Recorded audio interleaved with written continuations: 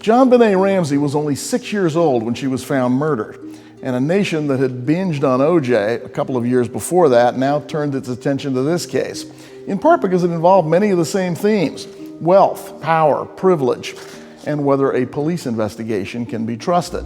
What do you most want to know? Well, I wanted to know everything that happened that night. Some information that would help identify who was involved or what happened, anything, because there was nothing at that point.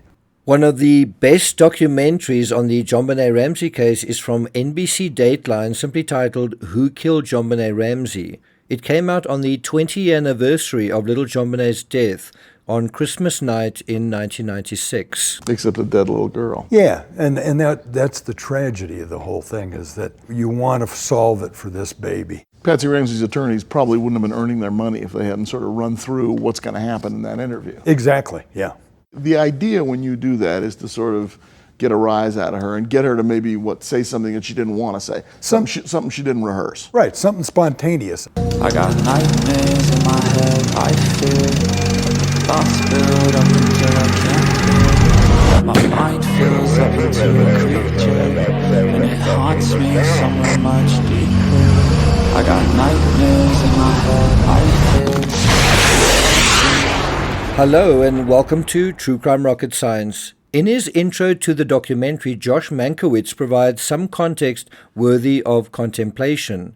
That America, who has just binge-watched the O.J. Simpson trial, were now finding themselves getting ready for a case with similar ingredients to that case: wealth, power, and privilege. And one more ingredient: a similar outcome to the O.J. Simpson case: justice denied. Well, was it because of that wealth, power, and privilege? Well, wasn't it? Isn't it? Besides excellent reporting and excellent insights, and besides many never-before-seen documents showcased in this seminal documentary, one person who appeared, one man who was interviewed in that documentary, I don't believe we'd seen him before or anywhere else, and that man was Tom Haney, a credible man in a credible documentary, and it's largely because of his presence that that documentary is as incredibly authentic as it turned out to be. Have a listen to the gravelly voiced seasoned detective speaking not just for the first time, but as far as I'm aware, the only time on this case. You'll see crucial case documents that have never before been made public. And for the first time, you'll hear two investigators talk about what happened inside the investigation.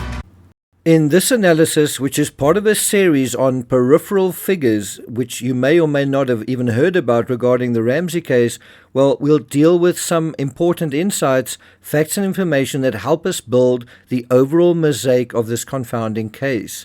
And I can't think of anyone better to start with than Tom Haney. But before we get to that, if you haven't subscribed to the channel, please do. If you're really interested in this series, you don't want to miss any of the episodes, now might be a good time to hit the subscribe button. You could also hit the notification bell for notifications. In tandem with this series, I hope to do an ongoing critique of the twisted tale of Amanda Knox. I want to encourage those who respect my opinion on the Ramsey case to dip your toe into the Knox case. I've written 6 books on that case. I've visited the villa where Meredith Curtis was murdered in Perugia, and I have some strong feelings about how that case was prosecuted. So I do want to encourage you to have a look at that series too, and I will be encouraging you to do that throughout this series on the Ramsey case. And so even if you don't do it at first, I'll be nagging you until you do, because it is worth paying attention to. If you're finding this episode worthwhile and you're looking forward to the rest of the series, you're welcome to hit the thanks button, and let's get started. If I told you right now that we have trace evidence that appears to link you to the death of JonBenet, what would you tell me? That is totally impossible. Go retest. How is it impossible? I did not kill my child. I didn't have a thing to do with it. And I'm not talking somebody's guess or some rumor or some story. I don't care what you're talking about. I'm talking about scientific evidence. I don't give a flying flip how scientific it is. Go back to the damn drawing board. I didn't do it.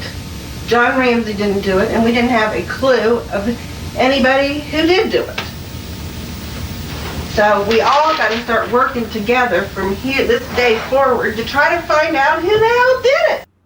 So one of the few articles I've been able to find featuring Tom Haney is this one from the Boulder Daily Camera, originally published on July 2nd, 1998. This is quoting from the article. Boulder County District Attorney Alex Hunter's examination of the JonBenet Ramsey murders lost one investigator, while another cut back his hours due to a family emergency.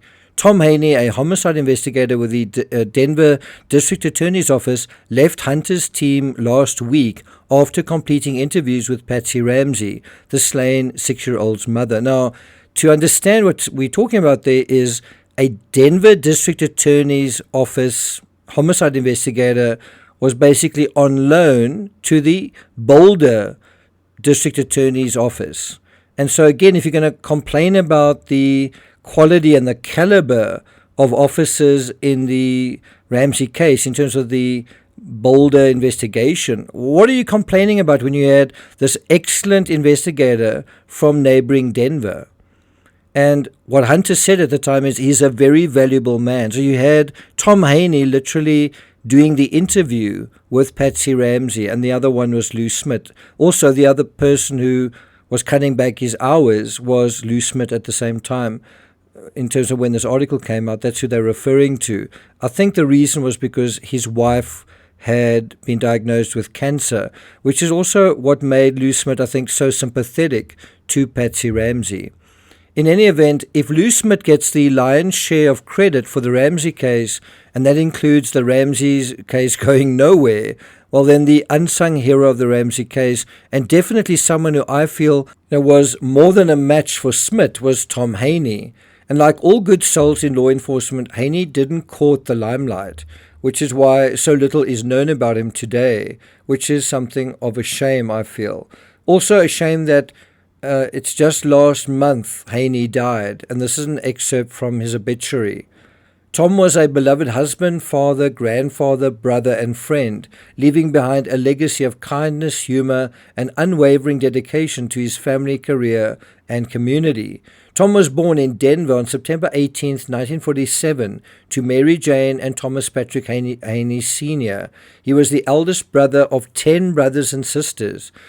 He attended Cathedral High School and Regis University in Denver, Colorado, and was a graduate of the FBI Academy in Quantico, Virginia in 1985. Did you know that? So again, as much as John Ramsey complains that the FBI wasn't involved in his case, Haney, who was trained by the FBI, was. And Haney gave Patsy a really hard time, perhaps harder than literally anyone else who interviewed her, including Detective Steve Thomas. John Ramsey also complains endlessly that Boulder PD didn't know what they were doing and were otherwise naive and under-resourced. I don't think it's fair to complain about Detective Linda Arndt or criticize credentials or a lack of, on the one hand, while singing the praises of Lou Smith, who sort of came from the outside, right? Because that is what Boulder PD did. They brought in experts, and one of them was FBI agent Ron Walker. And unlike Smith, who joined the investigation 3 months after the fact, in March, I believe, when all the snow had melted, the FBI's Ron Walker was on the scene inside the Ramsey home. He was there when JonBenet's little body was lying on the carpet under the Christmas tree. Do you guys know that? This FBI agent was right inside the Ramsey home at around about midday on December 26th. I mean, how could he have been there any earlier than that?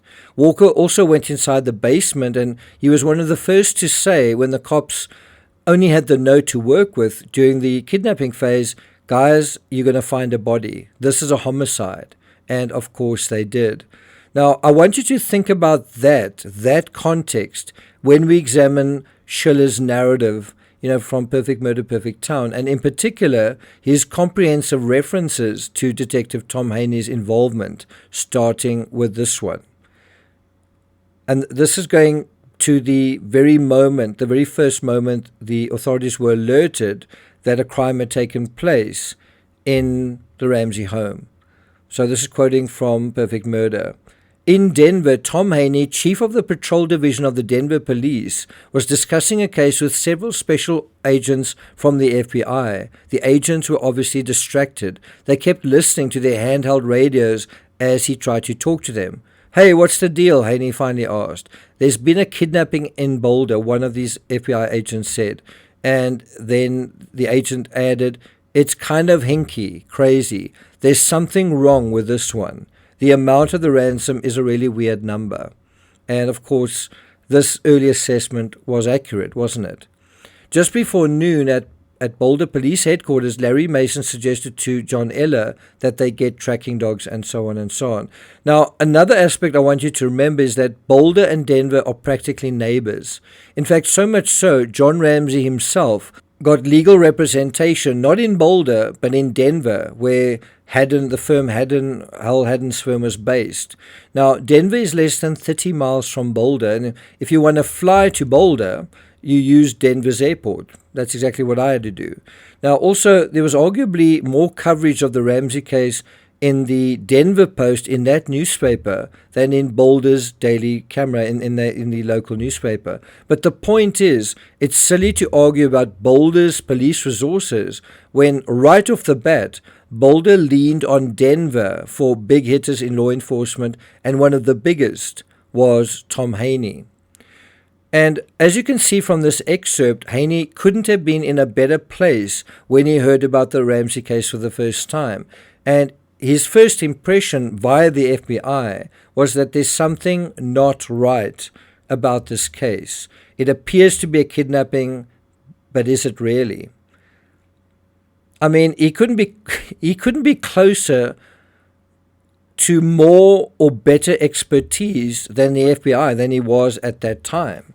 You know, the FBI knew about this case from the moment it happened, and yet you hear John complaining endlessly about them not being involved. Well, they were involved, and what they felt from the get-go was that the case was kind of hinky. Think about where we are 29 years later, and just how accurate those first sentiments were, weren't there? You know, there's something wrong with this one. And yes, there was something very wrong. It wasn't even a kidnapping, but it had been staged to look like one. How about the theory that this was an accident? John Bonet got up, or something happens, there's an accident, somebody... You're going down the wrong path, buddy. One of the greatest jokes in true crime, and I believe still perpetuated on the true crime community, that's many of you out there, is this one, where you have a kidnapping that's not a kidnapping. It's a homicide, and yet the narrative ultimately emerges that it's a kidnapping anyway. All of this apparently with a straight face. I mean, you know this, even with a kidnapped victim inside the house. Oh, well, never mind, there was still a kidnapping. And then now the bogus ransom note written on Patsy's notepad inside the house is actually real as well. Okay, it's not bogus after all. And an intruder that left no signs of himself must have been there after all. Even though most people familiar with this case would say the intruder theory is preposterous, you know that it's officially the story of what happened to John Bonet today. And perhaps even legally, that's the story. Same as the O.J. Simpson case. Some intruder, some unknown intruder did something in the O.J. Simpson case. Do you really believe that? I do think the reason Haney was such an asset to this case was that he was so slow to gravitate to any particular theory, and he was reluctant to dig in his heels even once an opinion did start to form, to percolate in his mind. Now, if you're one of those people that can't stop saying, John did it, or Patsy did it, or Burke did it, or an intruder did it in the comments, if the first time you see, or if every time you see a YouTube video, you sort of almost have this Pavlovian response where I have to say John did it, or I have to say Patsy did it, right? If that's like the way you respond, you are likely to learn very little from this series. And you are not a Tom Haney, let's put it that way. Because you learn by keeping an open mind for as long as possible. not simply referencing information based on an assessment you've already completed, possibly even rashly. And now what you're doing is you're simply going to test and evaluate all your information based on information you've already made up your mind about. So half the time you're just throwing away information. Information is just water off a duck's back. Now, I do get that in true crime, it's a glamorous idea that the sooner you can figure out who did it or a motive, like Sherlock Holmes basically doing instant calculus on a host of finely perceived details. It's something that's impressive. But in the real world, if you rush to judgment, even if you're right, a good defense attorney can successfully argue that you were biased to begin with, that you had sort of a tunnel vision, that you didn't consider in a fair way all the possibilities, and then you allowed reasoning and evidence to guide you to the truth. And so a good defense attorney could accuse you of being unfairly biased. And in this case, two investigators did become very, very biased. Lou Smith was one of them, and Steve Thomas arguably was another. And what made matters worse, I don't think either of them were right. That's my opinion. I don't even think Steve Thomas was right in his bias, despite how strenuously both of them felt that they were right. I do think one was more right than the other, but those biases cost this case dearly. And that's why Haney was such a valuable asset to the Ramsey case. Now, as we've seen, Haney had excellent credentials and he was in excellent company when this case first landed on his desk. But what did he think at the end of the day? And I think before we deal with that in more detail, let's also take a moment to get a broader sense of Haney's career. And this is also from his obituary. Tom Haney had a distinguished career in law enforcement, beginning with the Denver Police Academy in 1968. Tom served as a police detective, sergeant, lieutenant, and division chief with Denver PD until he retired in 1997. He then worked as chief investigator for the Denver District Attorney's Office. He served with distinction in his leadership roles and touched countless lives throughout his career. But what defined him in a certain sense beyond all of this? What defined Haney's unique approach to this case and to law enforcement in general? Well, we'll get that from the obituary as well. Tom Haney loved hunting and fishing, and throughout his retirement, the game of golf as well. He taught his daughter Jill to fly fish at a young age and continued to fish with her throughout his life. Fishing and golf have got two things in common. They are games of strategy, and they require patience. Well, the Ramsey case is kind of a game of strategy as well, also requires investigative patience. And in this, Haney was a sort of cometh the hour, cometh the man type. And in the next episode, which is basically part 2 to this one, we'll find out why. Well, I'm not going to take it further than that. I do want to encourage you once again to look out for the critique on the Twisted Tale of Amanda Knox. It really is going to be worth your while, so look out for that. Thank you for listening, and I'll see you guys next time.